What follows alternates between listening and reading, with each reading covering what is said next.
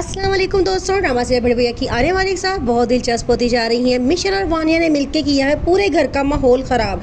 खाने की टेबल पे जब कबीर वानिया और मिशेल से कहता है, माना कि तुम लोगों को बाहर का खाना बहुत पसंद है, लेकिन कभी कभार हमारे साथ भी बैठ जाया करो। आगे से मिशेल कहती है, इसलिए तो हम आप लोगों के साथ नहीं बैठते, क्योंकि जब भी आप लोगों के साथ बैठो तो आप लोग ताने देना शुरू कर देते हैं या गिले शिकवे करना शुरू कर देते हैं। ये कह के वो उठ के वहाँ से चली जाती है। ये सुन के वानिया बहुत खुश होती है। वो मिशेल से कहती है, क्या जवाब दिया है तुमने बड़े भैया को, वो तो इस घर के पूरे मालिक ही बन के बैठे हैं, हमें तो कुछ समझते नहीं है, जब दिल करता है जो चाहे बोल देते हैं। मैं ये बात सुनती है तो मैं उसको बड़ा गुस्सा आता है और बात साथ ही कहती है कि तुम लोग किस तरह की बातें कर रहे हो। वानिया कहती है कि देखो अलमीर कितना समझदार है, वो हमेशा अपनी बीवी की साइड लेता है, लेकिन मेरा हस्बैंड तो देखो किस तरह का है, वो तो कुछ बड़े भैया के सामने बोलता ही नहीं है। मैं कहती है कि वो इस बात का लिहाज करता है कि बड़े भैया उसके बड़े भाई हैं, वो अदब में कुछ नहीं बोलता। वानिया को बड़ा गुस्सा आता है। वो कहती है कि तुम्हारे पास हमारी बातें सुनने के अलावा भी कोई टाइम है या नहीं है? वह तो तुम बेड रेस्ट पे हो, कमरे में होती हो, जब हमारी बातें सुननी होती है तो कमरे से बाहर निकल आती हो।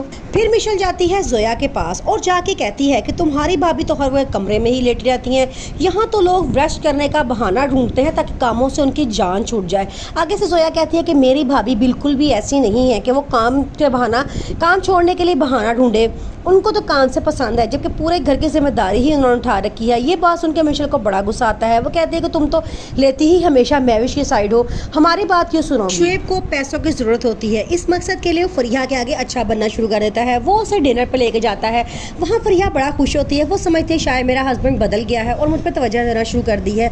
वो उसे कहती है कि एक औरत को हस्बैंड का सिर्फ प्यार और तवज्जो चाहिए होती है, इससे ज़्यादा वो कुछ नहीं मांगती। लेकिन आगे से शुएब कहता है, लेकिन मुझे तुमसे बहुत कुछ चाहिए। जब फरिया ये बात सुनती है तो परेशान हो जाती है। वो कहता है कि मुझे कुछ अमाउंट की ज़रूरत है, मुझे नया बिजनेस स्टार्ट करना है, मुझे बड़ी भैया से थोड़े से पैसे ला कर दो।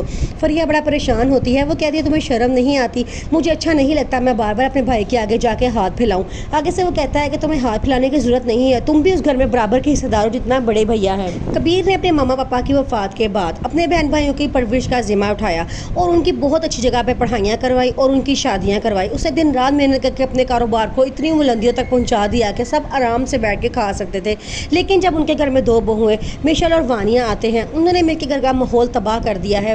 वो हर वक्त साजिशों में लगी रहती हैं, किसी तरह घर का माहौल ख़राब किया जाए। कबीर इस बात पर बड़ा परेशान है। वो चाहता है कि सब बहन भाई एक छत के नीचे प्यार मोहब्बत से रहें, लेकिन वानिया और मिशेल को ये बात मंजूर नहीं है। बड़े भैया के घर गुड न्यूज़ होती है और उस बात पे भी वो खुश नहीं होती। वो सोचती हैं कि अब तमाम जायदाद का वारिस आने वाला है और हमें कुछ भी नहीं मिलेगा, इसलिए वो बहुत परेशान होती हैं और जान के घर में ऐसा माहौल क्रिएट करती हैं ताकि घर में लड़ाइयाँ और फसाद पड़े और कबीर खुद उनको घर से जाने का कहे और उनके लिए एक अलग घर का इंतज़ाम करे।